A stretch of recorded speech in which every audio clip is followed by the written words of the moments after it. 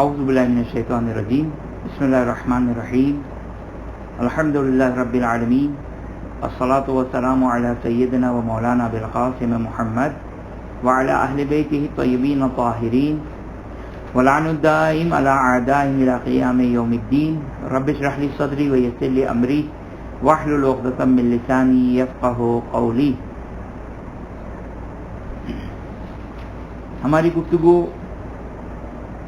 مستحب غسل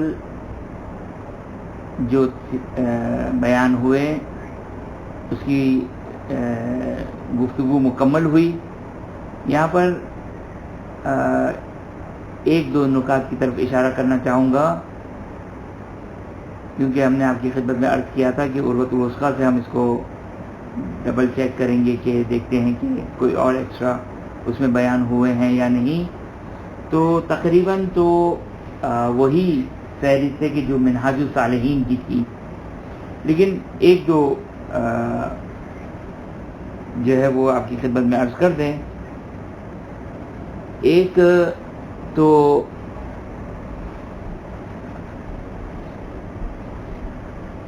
آغا سیستانی نے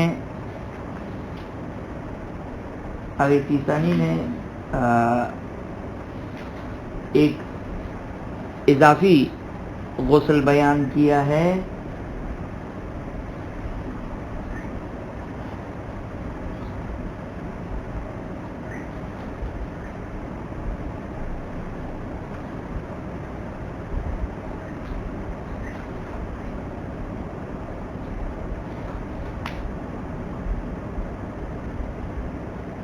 ایک اضافی غسل جو بیان کیا ہے وہ آغا خوئی کی تعبیر میں یہ نہیں ملا، اور وہ ہے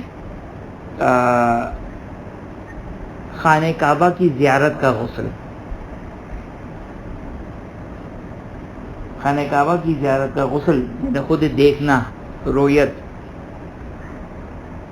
دیکھنا خانہ کعبہ کو، اس کا غسل. مسجد الحرام کا غسل یعنی مسجد الحرام میں داخل ہونے کا غسل مستحب نہیں ہے. کعبے کا تھا، مکے کی انٹری اور حرم کی انٹری. خود مسجد الحرام میں انٹری کا کوئی غسل نہیں ہے، لیکن کعبے کی زیارت کے غسل کو آغا سیستانی نے عروۃ الوثقیٰ میں مینشن کیا ہے. یہ ایک پوائنٹ تھا، اور باقی تو تقریباً بیان ہوئے. آغا خوئی نے ایک اور جو غسل بیان کیا ہے وہ ہے اچھا ایک سیکنڈ، یہ چونکہ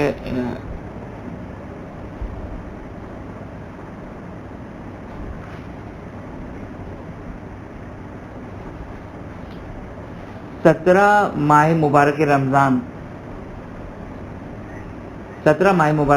کی رات کا غسل، اس کو آغا خوئی نے بھی بیان کیا، آغا سیستانی نے بھی بیان کیا.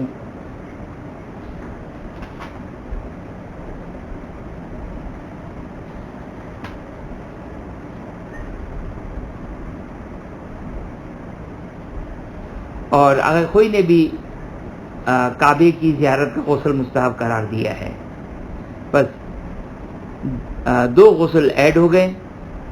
ایک زمان میں ایڈ ہوا، 17 ماہ مبارک رمضان کی رات کا غسل آغا خوئی آغا سیستانی کے لحاظ سے، اور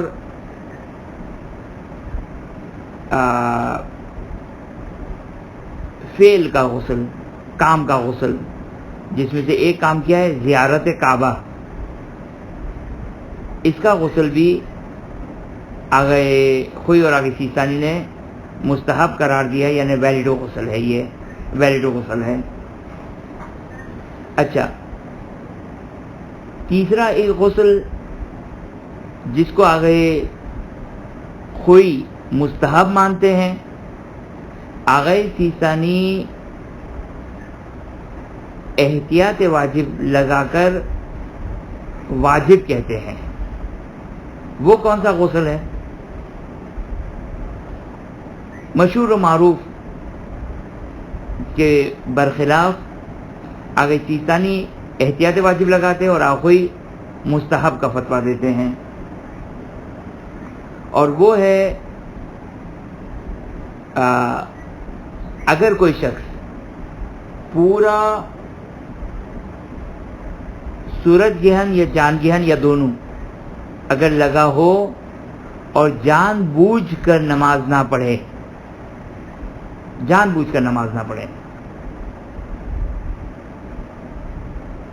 تو اس نماز کی قضا کے لیے آگے سیستانی احتیاط واجب لگاتے ہیں اور آگے کوئی مستحب کہتے ہیں کہ وہ غسل بھی مستحب ہے، ثابت شدہ مستحب ہے، لیکن آگے سیستانی کہتے ہیں کہ مستحب نہیں ہے بلکہ احتیاط کی جائے، احتیاط واجب ہے۔ اب یہاں پر ٹیکنیکلی ایک سوال آگے سیستانی سے استفتاء ہونا چاہیے، اگرچہ بظاہر تو لگتا ہے اس کا جواب واضح ہو، لیکن پھر بھی جو ہے وہ کیا آگے سیستانی نے جب احتیاط واجب لگائی ہے تو کیا یہ مجزی از وضو ہے یا نہیں، یعنی وضو سے کافی ہوگا یا نہیں؟ بظاہر تو ایسا لگتا ہے کہ کافی ہونا چاہیے، لیکن بہرحال میں فی الحال اپنی رائے نہیں دے سکتا ہوں، لیکن آخوئی کے لحاظ سے تو وہ وضو کافی ہے، مستحب ہے اور کافی ہے۔ آگے سیستانی نے احتیاط واجب لگائی اور احتیاطاً جو وہ اس میں وضو بھی کیا جائے۔ اب یہ احتیاط میری طرف سے احتیاط ہے، مسئلہ بہت ڈاؤٹ ہونے کی وجہ سے، کیونکہ احتیاط واجب کا مطلب کنفرم نہیں ہے۔ بظاہر ایسا لگتا ہے کہ آگے توجہ کریں، دو چیزیں ہوتی ہے، ایک حکم خدا کا آنا اور ایک یہ حکم خدا واجب کے عنوان سے ہے یا واجب کے عنوان سے نہیں ہے۔ تو آگے سیستانی کی جو ظاہراً احتیاط واجب ہے وہ واجب میں آگے سیستانی کو ڈاؤٹ ہے۔ اللہ حال ان شارٹ یہ آگے سیستانی کے لحاظ سے احتیاطاً وضو کیا جائے۔ کون سا غسل؟ واپس سے ریپیٹ کر رہا ہوں، سورج گرہن یا چاند گرہن یا دونوں، اب یہ میری طرف سے ڈاؤٹ ہے۔ اگر وہ پورا لگا ہو، ہاف نہیں، پارشل نہیں، پورا لگا ہو، جان بوجھ کر نماز آیات کی قضا کریں تو اس نماز کی قضا کے لیے یہ غسل، اس نماز کی قضا کے لیے یہ غسل۔ تو یہ 3 غسل ایڈ کی آج ہم نے۔ اس کے علاوہ جو ہے وہ ظاہراً اور کوئی باقی نہیں رہ جاتی، اگرچہ رجان غسل کو عروۃ الوثقی میں بہت زیادہ بیان کیے رجان والے، اس کو اب بیان کرنے کی ضرورت نہیں ہے، اس کے آپ مفاد الجنان میں ہم لوگ دیکھ سکتے ہیں۔ اور ایک آغاخوئی نے فتویٰ تبدیل کیا کہ عروۃ الوثقی میں لکھا ہے کہ زیارت امام حسین علیہ السلام کا غسل بھی مستحب ہے، لیکن آغاخوئی نے اپنی رحلت سے پہلے اس فتوے کو تبدیل کیا اور کہا کہ یہ ثابت نہیں ہے، اس کو رجان انجام دیا گیا کہ جس کی تفصیل جو ہے وہ بیان ہو گئی۔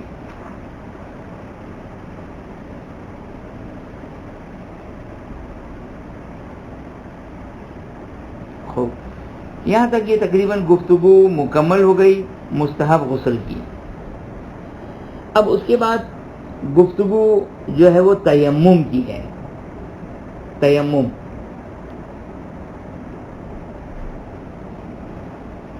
اس تیمم میں جو ہے وہ چند ایسے مقامات جہاں پر تیمم کرنے ہیں، کتنے بیان ہوئے ہیں یہ ہم آپ کی خدمت میں عرض کر دیتے ہیں۔ منہاج میں جو بیان ہوئے ہیں وہ 7 ایسے مقامات ہیں جہاں پر تیمم شرعی ہے۔ شرعی ہے یعنی شریعت نے یہاں پر تیمم کی اجازت دی ہے۔ جب تک شریعت کی طرف سے ثابت نہ ہو اجازت تو ہم نہیں کر سکتے ہیں۔ اگر کرنا چاہیں تو رجحان کریں، ورنہ 7 ایسے مقامات ہیں جہاں پر انسان کے لیے واجب ہے کہ وہ وضو یا غسل نہ کریں اور تیمم کریں۔ 7 ایسے مورد جو منہاج الصالحین میں بیان کیے ہیں۔ سب سے پہلا مورد کیا ہے؟ جہاں پر تیمم جائز ہے۔ اچھا، اس میں آپ کی خدمت میں ایک نقطہ عرض کر دوں کہ یہ 7 مقامات پر جہاں پر تیمم کی اجازت ہے، بعض صورتوں میں تیمم واجب ہے، بعض صورتوں میں تیمم واجب نہیں ہے، لیکن شریعت نے آپ کو اجازت دی ہے کہ آپ وضو یا غسل نہ کریں اور تیمم کر لیں۔ یہ وہ ممکن ہے جب بات آگے بڑھے گی تو شاید وہ مقامات واضح اور روشن ہو جائیں گے۔ تو سب سے پہلا مورد جہاں پر تیمم جائز ہے وہ کون سا مورد ہے؟ وہ ہے جب وضو یا غسل کے لیے انسان کے پاس پانی موجود نہ ہو۔ یہ سب سے پہلا مورد ہے۔ سب سے پہلا مورد جہاں پر تیمم کرنا جائز ہے وہ ہے جب انسان کے پاس پانی اویلیبل نہ ہو۔ اچھا، عام طور پر جو ہے وہ جو عام عوام میں ایک اس قسم کی لاپرواہی موجود ہوتی ہے کہ انسان مثال کے طور پر اکثر لوگ واٹس ایپ پہ شرعی گروپوں میں یہ سوالات بھی کرتے ہیں کہ اگر ہم تھکے ہوئے تو کیا بیٹھ کر نماز پڑھ سکتے ہیں؟ اب یہ لاپرواہی ہے۔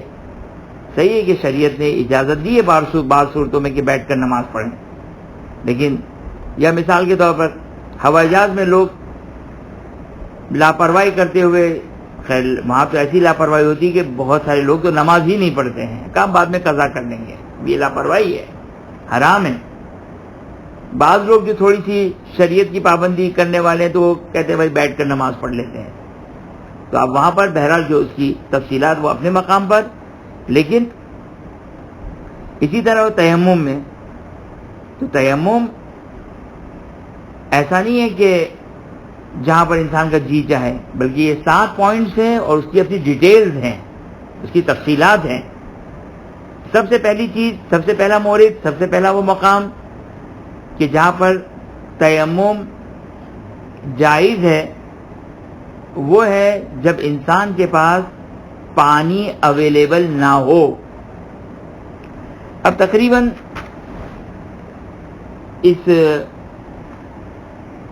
اس پوائنٹ میں تقریباً 6-7 مسائل ہیں، یعنی اتنا آسانی سے نہیں کہ گھر میں پانی نہیں آ رہا ہے ہم نے کہا چلو تیمم کر لیں، نہیں، ایسی پرمیشن نہیں ہے انسان کے پاس کہ گھر میں پانی نہیں آ رہا ہے، تھوڑی دیر کے لیے پانی ڈسکنیکٹ ہو گیا چلے تیمم کر کے نماز پڑھ لیں، نہیں، اس کی ڈیٹیل ہے، اس کی تفصیلات ہے کہ دیکھتے ہیں کہ وہ کیا تفصیلات ہیں۔ تو جب انسان کے پاس پانی موجود نہ ہو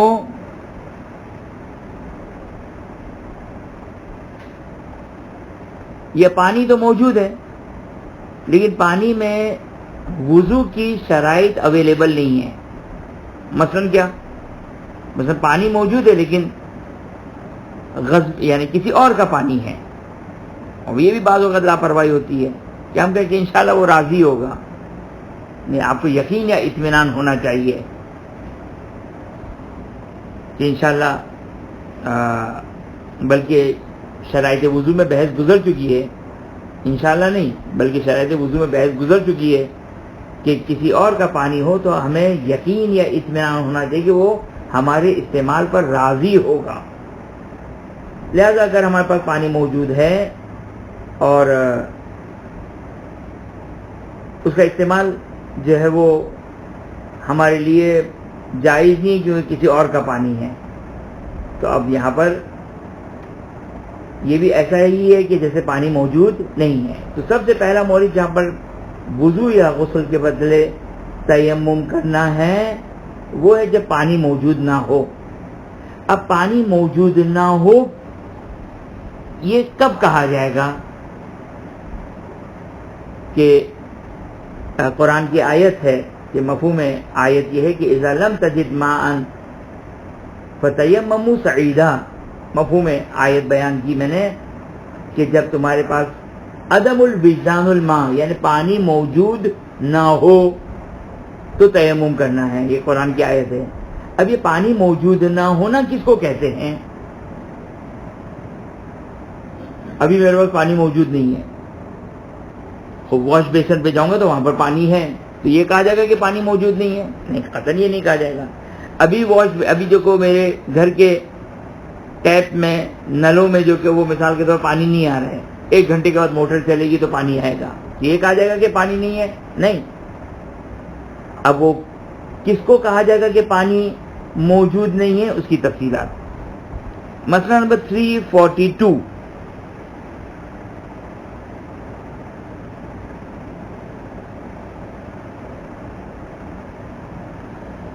فرماتے ہیں، اچھا اب یہاں پر تھوڑی سی اجازت دے کہ میں آگے سیستانی اور آخوئی کو الگ الگ 342 کے مسئلے میں بیان کروں، تھوڑا سا ڈفرنس ہے.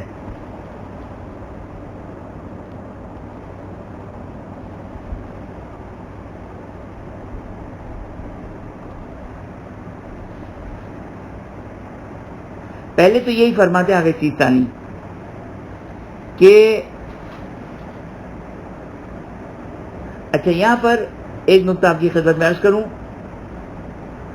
آگے سیستانی جو ہے وہ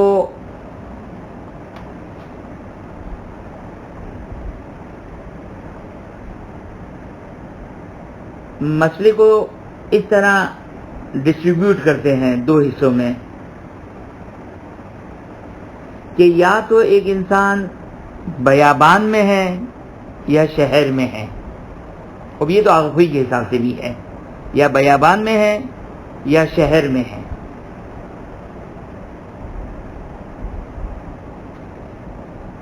شہر میں یعنی اپنے علاقے میں، شہر سے مراد نہ کہ سٹی بلکہ ولیج وغیرہ بھی اس میں داخل ہو جائے گا، گاؤں دیہات سب داخل ہو جائے گا. ایک دفعہ ڈیزرٹ ہے، بیابان ہے. اب ڈیزرٹ کا لفظ بھی مناسب نہ ہو، بیابان ہے. تو ایک دفعہ انسان اپنے گھر میں ہے، اپنے گھر سے مراد شہر میں، ولیج میں، گاؤں میں، دیہات میں، اور ایک دفعہ انسان ایک ایسی جگہ ہے جہاں پر گھر نہیں ہے. لفظ ڈیزرٹ میں استعمال کروں گا تو شاید پرٹیکولر ڈیزرٹ ذہن میں آئے گا، نہیں، جو ایک بیابان ہے. تو ان دونوں میں مسئلے میں فرق آئے گا. اگر انسان شہر میں ہے اور پانی موجود نہیں ہے تو اس صورت میں چند صورتیں ہیں. پہلی صورت،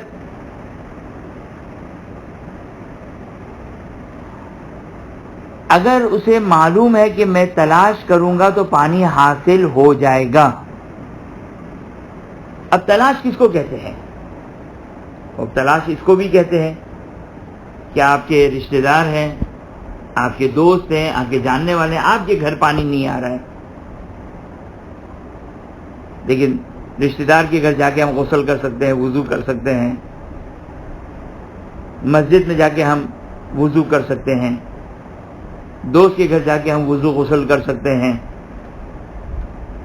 تو یہ کہ اسے یہ معلوم ہونا چاہیے کہ میرے پاس کہیں سے بھی پانی اویلیبل نہیں ہوگا.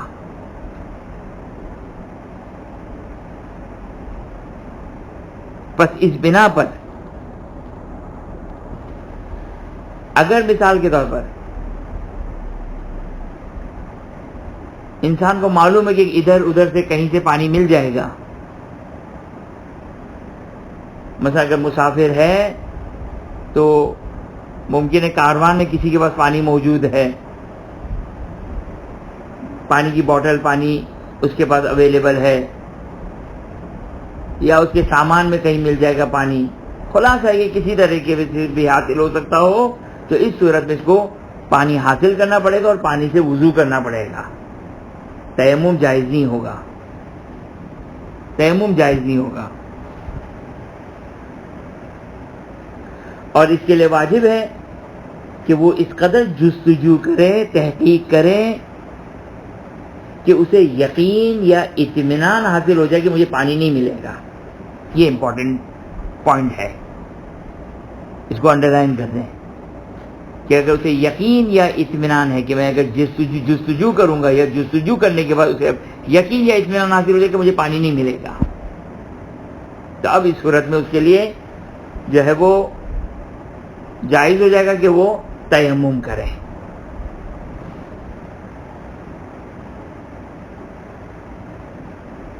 ہاں، اگر کسی کو یقین ہے کہ پانی نہیں ملے گا تو اس کے لیے جستجو کرنا واجب نہیں ہے. اسے یقین ہے کہ میں جتنا بھی ڈھونڈ لوں مجھے پانی نہیں ملے گا، تو اس کے لیے جستجو کرنا ضروری نہیں ہے.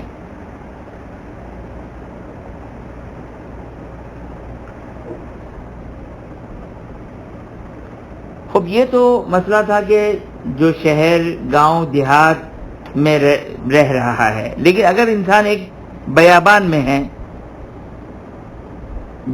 ہے، اب چونکہ یہ مسئلہ بیابان والا پیش آتا ہے بعض اوقات. مثال کے طور پر انسان ہائی وے پر ہے، ہائی وے بھی بیابان میں آ جائے گا. یہاں پہ یہ مسئلہ جو ہے وہ پیش آ سکتا ہے. اگر انسان جہاں پر شہر ہے، سٹی ہے، ولیج ہے، گاؤں ہے، دیہات ہے، وہاں کا مسئلہ بیان ہوا. لیکن اگر انسان ایسی جگہ جو رہائشی مکانات وغیرہ نہیں ہیں، تو وہاں پر پانی موجود نہیں ہمارے پاس پانی موجود نہیں ہے، تو کتنے دور تک ہمیں ڈھونڈنا ہے، کتنی دور تک جانا ہے. اس میں چونکہ روایت موجود ہے اور روایت میں اس طریقے سے آیا کہ اگر زمین اسٹریٹ ہے تو اگر ایک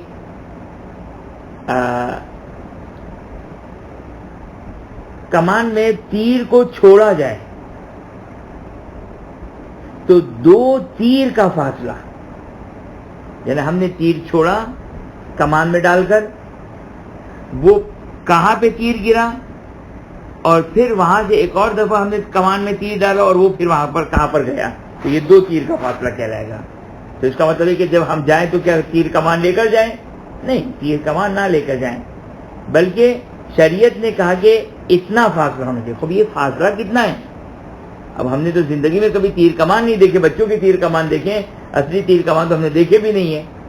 تو سیسانی کہتے ہیں کہ تقریباً یہ 220 میٹر بنتا ہے، 440 میٹر بنتا ہے. 2 تیر کمان، 2 تیر 440 میٹر، تقریباً 500 میٹر جو ہے وہ ½ کلومیٹر بنتا ہے. 440 میٹر چاروں طرف 1 2 3 اور بیک 4 چاروں طرف جو کہ وہ 440 میٹر تک جائے اور پانی کو تلاش کرے. یہ اس صورت میں ہے کہ جب چانس ہو کہ پانی مل جائے گا. اگر آپ کو معلوم ہے کہ میں 440 میٹر اگر گھوموں گا تو پانی نہیں ملے گا، تو پھر کوئی ذمہ داری نہیں، اگر یقین ہے کہ نہیں ملے گا. لیکن اگر چانس ہے کہ 440 میٹر کے اندر ریڈیل کے اندر جو کو پانی مل جائے گا، تو چاروں طرف جو وہ 440 میٹر تک جو اسے پانی تلاش کرنا پڑے گا. اگر زمین اسٹریٹ ہے، اگر زمین اسٹریٹ نہیں ہے، درخت ہے، اونچی ہے، نیچے ہے، پہاڑی ہے، تو پھر ایک تیر کا فاصلہ ہے 220 میٹر 220 میٹر.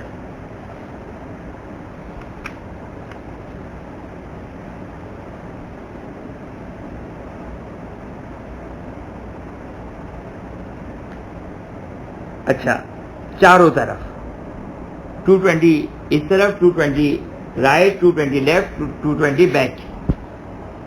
اس کے ریڈیل میں انسان چاروں طرف پانی تلاش کرے، اس سے زیادہ ضروری نہیں ہے. چاہے چانس یہ ہو کہ شاید اور مزید آگے جاؤں گا تو مل جائے گا، واجب نہیں ہے. ہاں اگر یقین ہے تو وہ مسئلہ بعد میں آئے گا. نہیں معلوم 220 میں بھی ملے گا یا نہیں ملے گا، یا 440 میں بھی ملے گا یا نہیں ملے گا، تو اتنا تو آپ کو جانا پڑے گا جو مقدار بیان کی گئی پانی تلاش کرنے کے لیے. اچھا، اب مثال کے طور پر 4 ویز ہو گئے، 4 راستے ہو گئے. اب معلوم ہے کہ بیک پہ نہیں ہے اور لیفٹ پر نہیں ہے، یا رائٹ پر ہے یا سامنے ہے، تو یہ دونوں ساقط ہو جائیں گے. یہ دونوں، ان دونوں مقامات پہ جانے کی ضرورت نہیں ہے، صرف آگے تحقیق کر لے اور رائٹ پر تحقیق کر لے. بس خلاصہ کیا ہو گیا؟ اگر معلوم نہیں ہے، اگر معلوم ہے کہ نہیں ملے گا اس ریڈیل کے اندر جو 220 یا 440 کا بیان کیا گیا، یقین ہے کہ نہیں ملے گا، اطمینان ہے کہ نہیں ملے گا، تو تیمم کرے، نماز پڑھے، والسلام، نماز صحیح ہے. اگر شاید مل جائے تو پھر یہ تحقیق کرنا ضروری رہے گی کہ جس کی تفصیل بیان کی.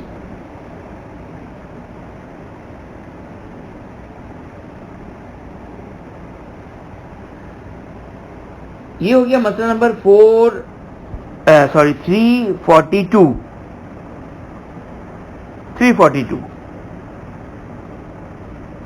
مسئلہ نمبر 343 کہتے ہیں کہ ضروری نہیں کہ آپ خود جائیں، آپ کسی کو نائب بنا دیں، کوئی آپ کے بہاف پہ جا کے تحقیق کر کے آ جائے. ضروری نہیں کہ آپ خود جائیں، بلکہ اگر کوئی آ کر کہے کہ بھائی میں یہاں پر ہوں، آدھے گھنٹے سے 1 گھنٹے سے میں نے یہ تحقیق کر لی، یہاں پہ کہیں قریب میں پانی موجود نہیں ہے، تو کیا اس کا قول کافی ہوگا؟ خوب، آگئی سیتانی کہتے ہیں یا تو 2 عادل مرد گواہی دے، یا آپ کو اس کے کہنے کی وجہ سے یقین یا اطمینان حاصل ہو جائے تو کافی ہے. ضروری کے ساتھ جا کے خود تحقیق کرے، بلکہ کسی نے گواہی دی، آپ کو اس کی گواہی پر یقین یا اطمینان آ گیا، کافی ہے. یا 2 عادل مرد، یا اگر کوئی ایک شخص کہے، اور لیکن جب ایک شخص کہے تو ضروری ہے کہ آپ کو یقین یا اطمینان آنا چاہیے. ممکن ہے آپ کہیں کہ بھائی ایسے حالات میں تو انسان کو یقین یا اطمینان آ ہی جائے گا، اور وہ اب اللہ اور اس کا معاملہ ہے کہ واقعی یقین یا اطمینان ہے یا زبردستی کا یقین یا اطمینان ہے. لیکن اگر کوئی کیا کہتے ہیں، کوئی کہتے ہیں، کیونکہ توجہ کیجیے گا، شاید پہلے بھی میں نے یہ بات عرض کی تھی آپ کی خدمت میں کہ آغا خوئی اور آغا سیستانی کے درمیان ایک بنیادی اختلاف ہے. کس چیز میں؟ کہ کیا ایک عادل یا ایک قابل بھروسہ شخص کا قول حجت ہے یا حجت نہیں ہے، کافی ہے یا کافی نہیں ہے. جی، مرد سے مراد میں ظاہراً کیونکہ بینہ ہے، جی بینہ کا مطلب ہوتا ہے 2 عادل مرد، مگر یہ کہ اس کے کہنے سے اگر ایک عورت نے کہا اور آپ کو یقین یا اطمینان آ گیا تو کافی ہے، ایک بچے نے کہا آپ کو یقین یا اطمینان آ گیا کافی ہے، ایک گنہگار شخص ہے لیکن معلوم ہے کہ وہ جھوٹ نہیں بول رہا ہوگا، نمازی ہے، سچ بولتا ہے، اس کے کہنے سے یقین یا اطمینان آ گیا تو کافی ہے. جو میں آپ کی خدمت میں ابھی بات عرض کر رہا تھا اس کو ملاحظہ فرمائیے. یہ شاید میں نے پہلے گمان کبھی ہے کہ میں نے پہلے بھی اس کی طرف اشارہ کیا تھا، لیکن ٹائم بہت گزر چکا ہے اس بات کو، تو میں دوبارہ ریپیٹ کر رہا ہوں. توجہ کیجیے گا کہ ایک قابل بھروسہ شخص کا قول اس صورت میں جب یقین یا اطمینان نہ آ رہا ہو تو اس کا قول حجت ہے یا حجت نہیں ہے. اس کے قول سے بات ثابت ہوگی یا ثابت نہیں ہوگی. آغا خوئی اور آغا سیستانی میں اختلاف ہے. آغا سیستانی کہتے ہیں کہ کہیں پر اشکال لگاتے ہیں، کہیں پر منع کرتے ہیں، یہاں پر ظاہر اشکال لگاتے ہیں.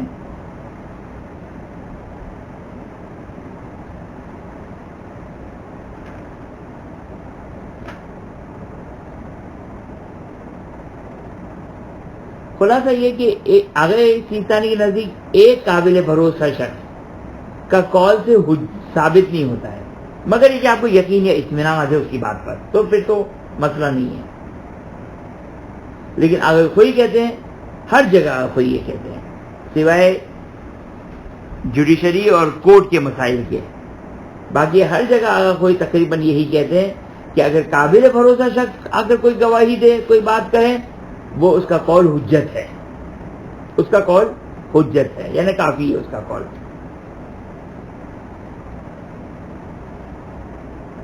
یہ ہر جگہ پورے فقہ میں آگا خوئی اور آگا سیستانی کا یہ اختلاف ہر جگہ پر آتا ہے، جو میں نے آپ کی طرف اشارہ کیا. بس خلاصہ کیا ہو گیا کہ اگر ہم خود تحقیق کے لیے نہیں جا رہے ہیں، دو عادل مرد اگر گواہی دے دے، یا اگر آگے سیستانی کے لحاظ سے، یا اگر کسی شخص نے اطلاع دی اور ہمیں یقین یا اطمینان حاصل ہو گیا، کافی ہے. لیکن اگر قابل بھروسہ شخص نے خبر دی اور ہمیں یقین یا اطمینان نہیں آ رہا ہے، ہمیں بولا کہ شاید کہیں سے اشتباہ نہ کیا ہو، اطمینان نہیں آ رہا ہے کسی طریقے سے، تو آگے سیستانی کہتے ہیں کہ پھر اس صورت میں اس کا قول ثابت نہیں ہوگا، وہ حجت نہیں اس کا قول. لیکن آگے کوئی کہتے ہیں نہیں، یہ قابل بھروسہ شخص بھی کافی ہے اس کے قول کو ثابت کرنے کے لیے، اور یہ بات جو کو ثابت ہو جائے گی.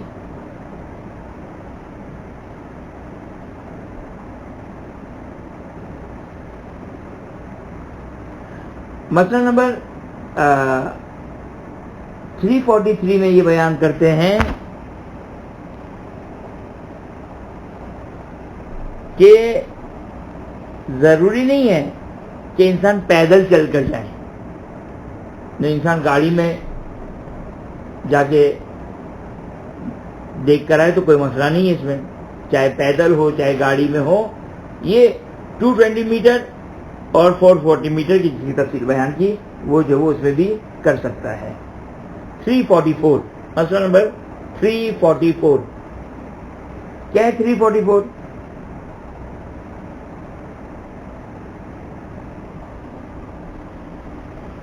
344 کو جو وہ ڈراپ کر دیں، اس کو جو کوئی اتنا زیادہ امپورٹنٹ نہیں ہے. اچھا، یہ آگے سیستانی کا ہم نے 344 ڈراپ کیا ہے. آگے خوئی کا 344 کیا ہے؟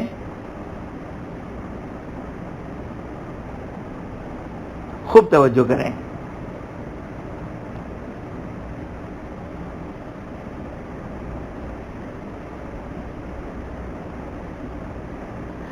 اگر کوئی شخص پانی تلاش کرنے نہیں جاتا ہے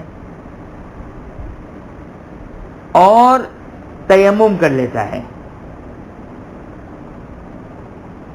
بعد میں پتا چلتا ہے کہ اگر میں تلاش کرنے جاتا بھی تو پانی نہ ملتا،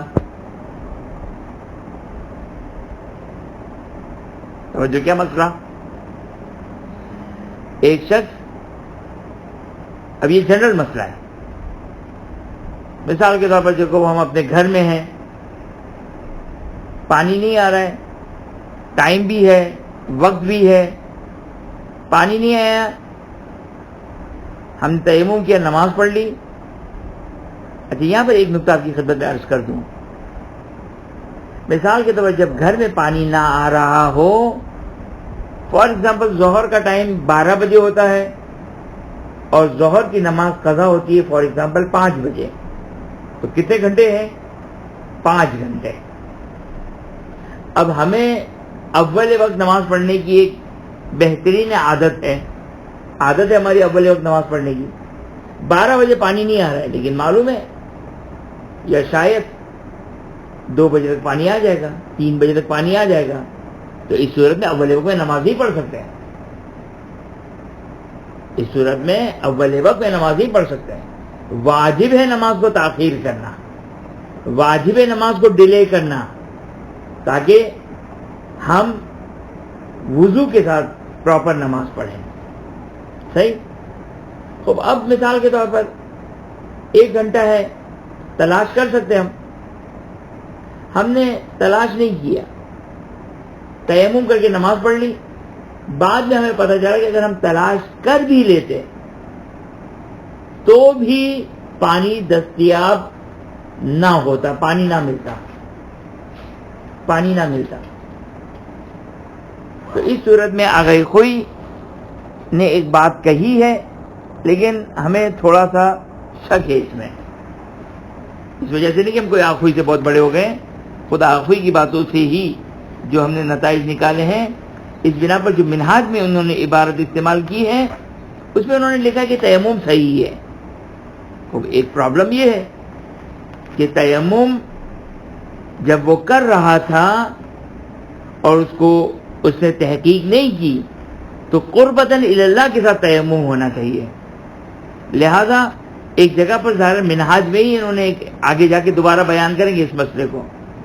اگر قربتاً اللہ کے ساتھ اسے وضو کا تیمم کر لیا, مثلا کہا کہ انشاءاللہ خدا کا حکم ہے, میں خدا کے حکم کو بجا لانے کے لیے تیمم کر رہی ہوں, یا رجعان کے بعد میں جا کے تحقیق کر لیں گے, تو پھر اس صورت میں اگر قربت اللہ والی جو شرط ہے وہ حاصل ہو گئی تو تیمم صحیح ہے, ورنہ تیمم صحیح نہیں ہوگا, کیونکہ ہر عبادت کے لیے قربت اللہ ضروری ہے. اور یہاں پر قربت اللہ ڈاؤٹ فل ہو رہا ہے, کیونکہ شریعت کہہ رہی ہے جاؤ پانی تلاش کرو, ہم کہہ رہے ہیں کہ چھوڑو بابا تیمم کرتے ہیں انشاءاللہ خدا غفور الرحیم ہے. اور یہاں پر قربت اللہ ممکن ہے تھوڑا سا مشکل ایجاد کر دیں. صحیح ہے نا. اللہ ہی حال انشاءاللہ. مسئلہ نمبر 345.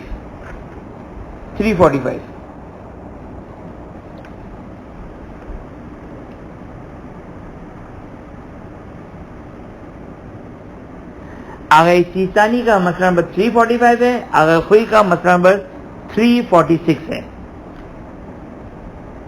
وہ کیا ہے کہ مثال کے طور پر ابھی وقت داخل نہیں ہوا تھا, ہم نے تحقیق کر کے رکھ لی کہیں پر بھی پانی اویلیبل نہیں ہے, اب نماز کا وقت داخل ہو گیا, تو کیا واجب ہے کہ نماز کا وقت داخل ہونے کے بعد دوبارہ سے تحقیق کریں؟ تو آغائی آغائی سیستانی فرماتے کہ دوبارہ سے تحقیق کرنا ضروری نہیں ہے. دوبارہ سے تحقیق کرنا جو وہ ضروری نہیں ہے, وہ جو ہم نے نماز سے پہلے جو تحقیق کی ہوئی تھی وہی کافی ہے.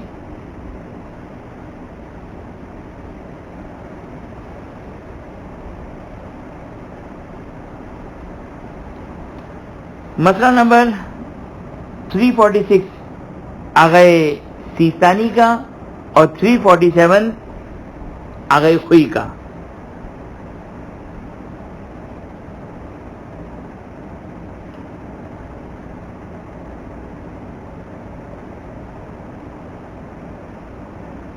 کیا ہے مسئلہ یہ ہے, چلیں یہ مسئلہ بھی جو وہ بہت زیادہ اتنا امپورٹنٹ نہیں ہے, اس کو بھی ہم چھوڑ دیتے ہیں.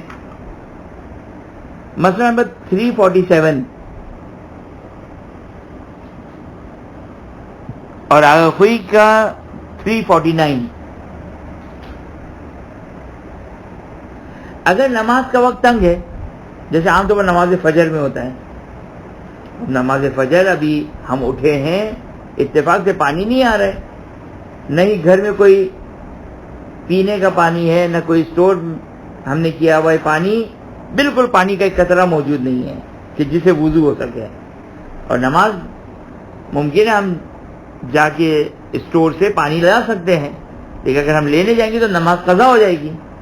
وقت تنگ ہے نماز کا, تو اس صورت میں پانی کو حاصل کرنا کا واجب ہونا ساقط ہو جائے گا, بلکہ واجب ہے اس صورت میں کہ تیمم کریں اور اگر ہم پانی کی تلاش اور پانی کو حاصل کرنے چلے گئے اور نماز قضا ہو گئی تو گنہگار ہوں گے. بس اگر وقت تنگ ہے، وقت شارٹ ہے، ٹائم شارٹ ہے، نماز قضا ہو جائے گی. اگر ہم پانی کی تلاش اور پانی کو حاصل کرنے کے لیے گئے تو پھر اس صورت میں واجب ہے کہ ہم پانی کی تلاش میں نہ جائیں اور تیمم کر کے نماز کو ادا کریں. اسی طرح مثال کے طور پر ہم کسی ایسی جگہ پر ہیں، ہمارا سامان ہے یہاں پر، اگر ہم سامان چھوڑ کر پانی لینے جائیں گے تو کوئی چور ڈاکو کوئی ہمارا مال جو کو لے کر چلا جائے گا، ہم نہیں چھوڑ کر جا سکتے ہیں، مجبوری ہے ہماری. تو اس صورت میں بھی جو ہے وہ پانی کو حاصل نہیں کرنا بلکہ تیمم کر کے نماز کو بجا لانا ہے. خوب یہ بھی مسئلہ تھا اسی میں، اسی 347 آ گئے سیستانی اور 349 آ گئے خوئی. اسی طرح پانی حاصل کرنے میں شدید مشقت کا سبب بنے، جس کو کہتے ہیں حرج. حرج کس کو کہتے ہیں؟ پہلے بھی کئی دفعہ یہ ڈیفینیشن آئی ہے. حرج کی ڈیفینیشن کیا ہے؟ حرج یعنی ناقابل برداشت زحمت، عام طور پر عام لوگوں کے لیے جو ناقابل برداشت زحمت ہو، یعنی بہت شدید زحمت کا سبب بنے گا. 50 ڈگری کی گرمی ہے، گاڑی وہاں جا نہیں سکتی ہے، اور دسیوں مسائل ہیں، ناقابل برداشت زحمت ہے، بہت شدید زحمت ہے. اچھا، ہر شخص کے لیے کیس ٹو کیس ڈیفر کرے گا.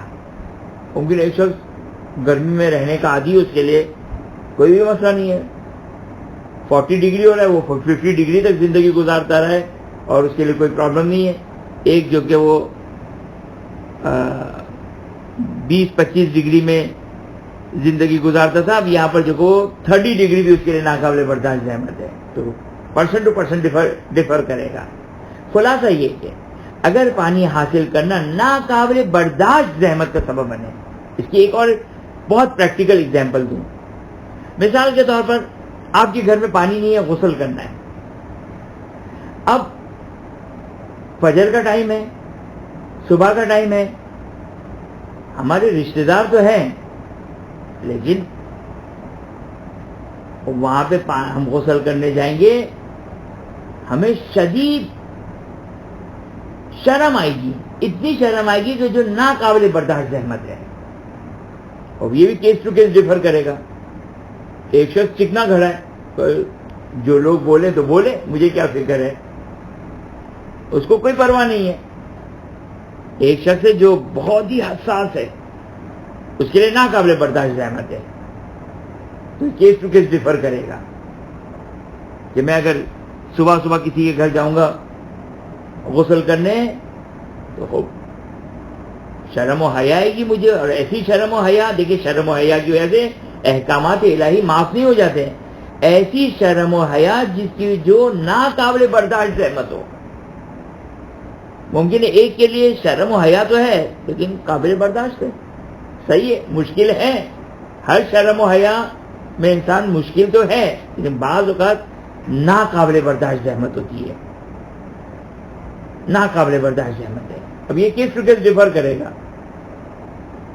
ممکن ہے ایک ہی گھر میں ایک شخص کو شرم و حیا آ رہی ہو جو حرج کی حد تک پہنچ رہی ہے، ایک شخص کو کہتے کہ نہیں میرے لیے کوئی ایسا پرابلم نہیں، جا کے پوچھ لوں گا، میں جا کے میں غسل کر لوں گا. تو اس کے لیے واجب رہے گا، اس کے لیے واجب نہیں رہے گا. وہ تیمم کر کے نماز پڑھ لے، یہ جو ہے وہ اس کے لیے واجب ہے کہ جائے وہاں پہ جا کے غسل کرے. تو خلاصہ یہ کہ ہر وہ موقع جہاں پر پانی حاصل کرنے میں اتنی شدید زحمت جو عام طور پر ناقابل برداشت زحمت کا سبب بنتا ہو، تو اس صورت میں بھی واجب نہیں ہے، حرام نہیں، واجب نہیں ہے کہ وہ جا کے پانی کو حاصل کرے. ہاں اگر کوئی کہے کہ نہیں میں یہ ساری ناقابل برداشت زحمت ہے لیکن میں جاؤں گا اور پانی کو حاصل کروں گا، صحیح ہے، جائز ہے، جاؤ، کوئی بات نہیں. جہاں پر وقت تنگ تھا،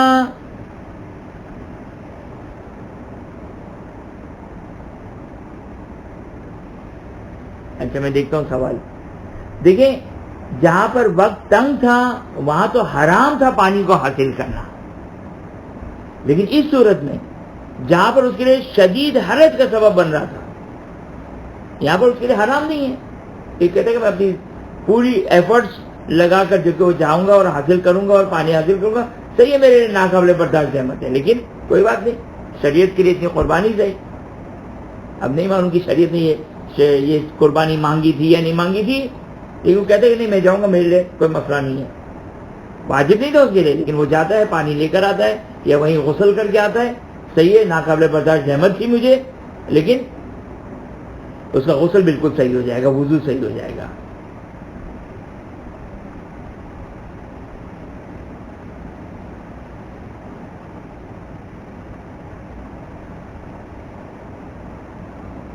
دیکھیں اس مسئلے کو میں تھوڑا سا بیان کر دوں. یہ ہر جگہ یہ مسئلہ آتا ہے، عرف.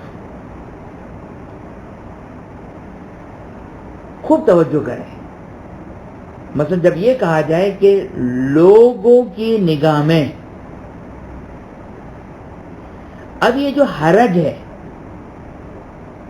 مثال کے طور پر میں اے شخص ہوں، یہ بی شخص ہے، اے اور بی، عام طور پر ناقابل برداشت زحمت. اب میں فار ایگزامپل عادت ہے زندگی میں کبھی 30 ڈگری گرمی نہیں دیکھی ہے، یہ شخص 50 ڈگری میں بھی صحیح گرمی تو لگتی ہے اس کو بھی، لیکن 50 ڈگری بھی اس کے لیے بہرحال ایک حد تک زحمت کے ساتھ قابل برداشت ہے.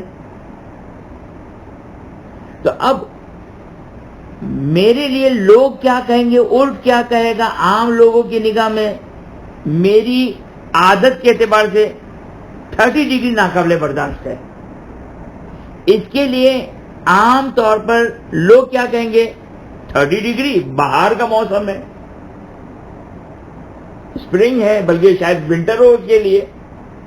اگر 50 ڈگری میں ہمیشہ 40-50 ڈگری اس کا رہتا ہو، 30 ڈگری میں تو ونٹر ہوگا اس کا. بولا خلاصہ ہے کہ اچھا موسم ہے اس کے لیے. تو اب لوگ میرے لیے کیا فیصلہ کریں گے، تمہارے لیے ناقابل برداشت زحمت ہے، تو عرفی یہی ہے، لیکن کیس ٹو کیس ڈیفر کرے گا. اسی طرح حیا میں میرا نفس اتنا شدید سینسیٹیو ہے، میرا مزاج، میرے لیے ممکن ہے شریعت لوگ کہیں کہ صحیح ہے تمہارے لیے یہ حرج ہی ہے. ایک شخص کا مزاج سینسیٹیو نہیں ہے، تو اس کے لیے کیس ٹو کیس ڈیفر بھی ہو رہا ہے، اور عام لوگوں کی نگاہ میں یہ ناقابل برداشت زحمت اس کے لیے ہے، اس کے لیے نہیں ہے. صحیح ہے نا؟ تو جتنے بھی عرفی مسئلے ہوتے ہیں تو عرف میں جو ہے وہ اب یہ بہرحال یہ باقی سارے عرفی مسائل کو چھوڑ دیں، یہ بات انشاءاللہ بات واضح ہو گئی. بس خلاصہ کیا ہو گیا، 347 مسئلہ کہ وقت تنگ ہو یا جان مال کا خوف ہو یا حرج کا سبب بنتا ہو، تو اس صورت میں تیمم کرنا ہوگا اور وضو پانی حاصل کرنا ضروری نہیں ہے. آگئے سیستانی معاف کر لیں، یہاں پر آگئے سیستانی کا 347 مسئلہ ہم نے پڑھ لیا، اور آگئے خوئی کا 349 یہی مسئلہ تھا. 347 آگئے سیستانی اور 349 آگئے خوئی. انشاءاللہ اگلے ہفتے کو آگئے خوئی کا 350 پڑھیں گے اور آگئے سیستانی کا 348 پڑھیں گے انشاءاللہ. وآخر دعوانا ان الحمدللہ رب العالمین. اگر کسی کا کوئی سوال ہے تو صحیح، اگر سوال نہیں تو پھر ہم اپنی گفتگو کو یہیں ختم کریں.